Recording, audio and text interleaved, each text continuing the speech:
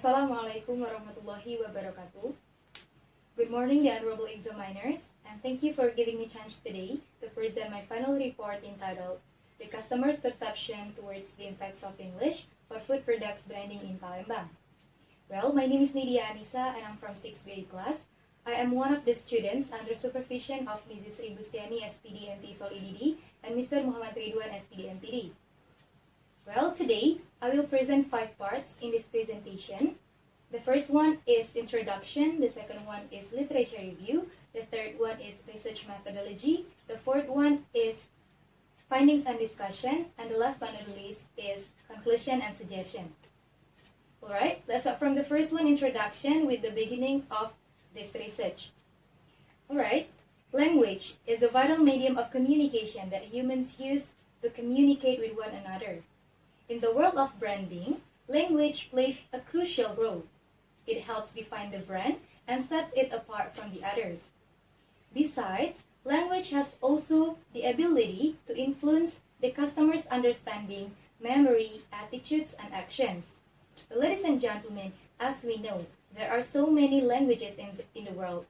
But among other languages, English has become the first choice of language in the branding world. It has come to be widely used for the specific purpose of branding activities in various countries, either speaking or non-speaking countries. In Indonesia itself, which is a non-speaking English country, English has also been a branding language for goods promotion. One of them is food product. Here, the use of English to label food products also can influence customers' perception.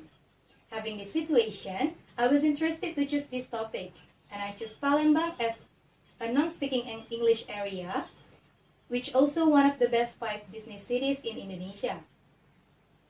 Well, based on the background, the problem formulation of this report is what is the customer's perception towards the impacts of the use of English for food products branding, and then for the problem limitation itself. This report focused on investigating the This report was focused on investigating the customer's perception towards the impacts of English for food products branding in one city in Indonesia, namely Palembang. And the last one, for the purpose, there are 2 purposes of this report. The first one for the students of English department. This report can add their insights and knowledge, and also this can be a reference for their future studies relating this topic. And the second one, for those in business field, this report also can be a reference for developing product branding so they can be better in understanding customers' interests. Well, the next is the second part. It is literature review. In this part, there will be 5 points that I will explain. The first one is customer's perception. According to Kotler 2005, customer perception is defined as a process by which a person selects, organizes, and interprets information inputs to create a meaningful overall picture. Well, selects here mean the decision of what to attend to. And then organize means the process of getting and sorting information that we perceive. And the last one, interpret, means the implementation in a way that makes sense using our existing information. Well, ladies and gentlemen, perception is subjective, depending on one's perspective on a particular object. According to Walgito 2003, the perception is influenced by 2 factors, external and internal factors. Well, the example of external factor itself are social and environmental. Meanwhile, the example for the internal factors were mental, intelligence, and bodily. Alright, the second point is branding. According to Anho 2003, branding is a process of designing, planning, and communicating the name and identity in order to create or manage a reputation. But generally, branding is about seizing every opportunity to express why people should choose one brand over another. There are 5 types of branding as proposed by Wheeler 2013. They are co-branding, digital branding, personal branding, cost branding, and the last one, country branding. Well, the third point is English for product branding. In almost every sector, English is the dominant language, especially in business. It is supported by Kirko Pelto, 2007, who said that in the rapidly changing global business environment, there is a need for a shared language, a lingua franca, and currently it is English. Foreign branding strategy, which is explained as constructing brand name in foreign language, is seen an important method affecting brand image and also customers' perception. Well, the fourth point is food product branding in English. In Indonesia, food products are constantly competitive, seeing that each of food companies or food sellers market their products by several strategies. One of them is by using foreign language, like English. There are some food products which use an English label that could be found in markets, supermarkets, restaurants, cafes, small shops, or even roadside stalls. For example, food product named kentang goreng in Bahasa is currently found with French fries, and telur orak-arik in Bahasa is currently found in the name of scrambled egg in some of restaurant menus. Well, it aims to attract more potential customers because it is expected to give a higher quality and prestige. All in all, English now oftenly used for food products branding in Indonesia. So, ladies and gentlemen, the last but not least is previous related studies that are used in this report. There are 4 studies.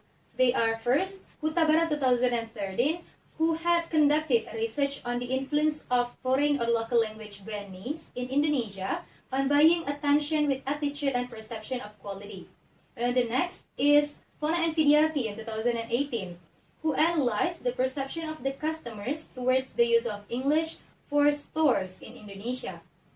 And then Setia Dinanti in 2019, who focused on her study about the influence of the use of English in brand towards brand image of Puyo Silky Dessert.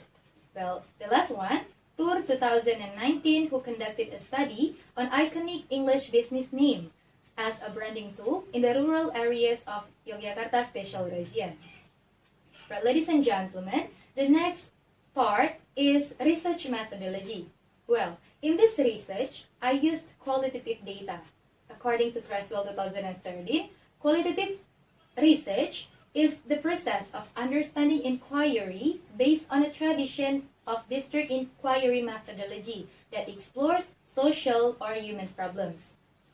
The participants of this research itself were 15 persons who live in Palembang. And then in conducting this research, I used 2 techniques of collecting data. The first one, in-depth interview, and the second one is focus group interview. Well, 5 participants were interviewed by individual in-depth interview, and the 15%, all the whole participants, were interviewed and discussed by one focus group interview together.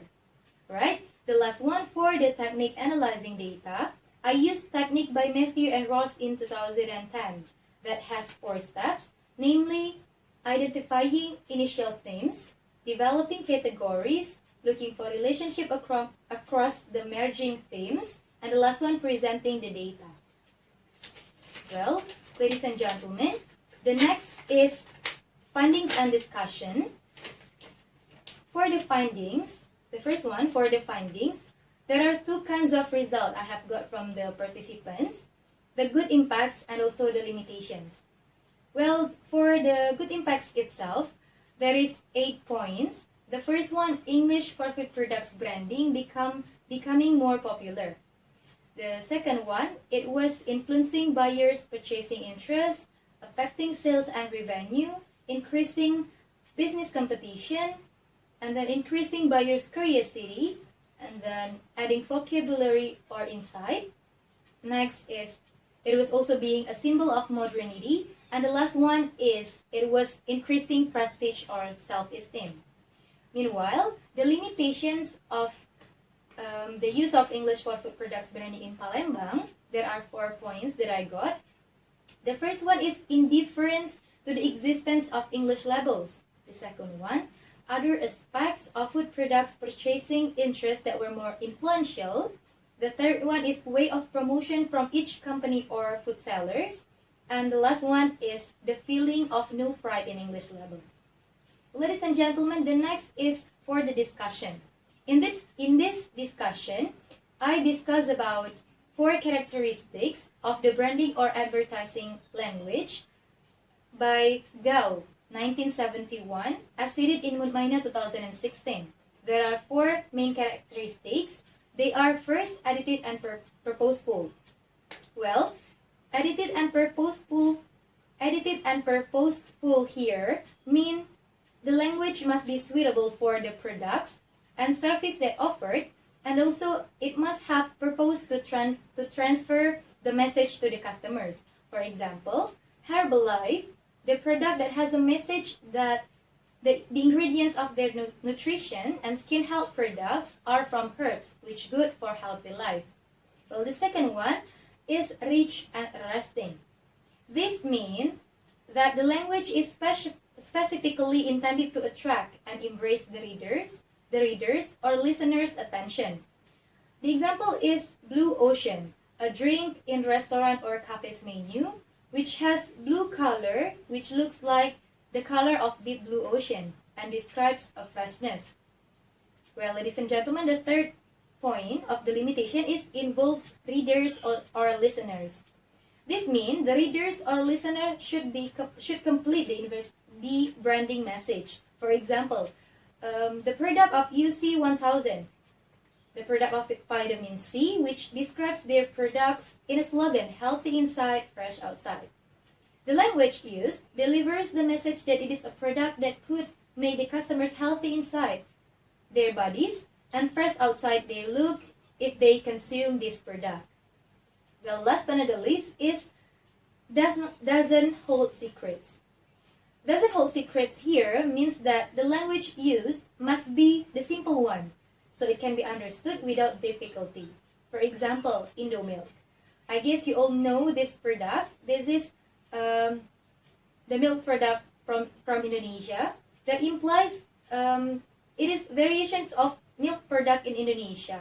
Well, the word Indo in Indomilk label represents the Indonesia country where the milk was produced. Well, that's all the 4 main characteristics of advertising or branding language by Gao 1971 as cited in Maimunah 2016. Well, ladies and gentlemen, we've come to the last part of this presentation. It is conclusion and suggestion. Well, the conclusion of this report is most of the customers have positive perception towards English that has good impacts on food products branding in Palembang. Meanwhile, the suggestion for this report, I hope that there will be an enhancement of the use of English for food products branding in Palembang so that it can advance the food business in Palembang and reach international market. And also, for those in business field, I hope that the study there will be further studies, especially for quantitative research, so it can complete customers' perception both in qualitative and also quantitative research. Well, I think that's all about the presentation. Thank you so much for giving me a chance today. Wassalamualaikum warahmatullahi wabarakatuh.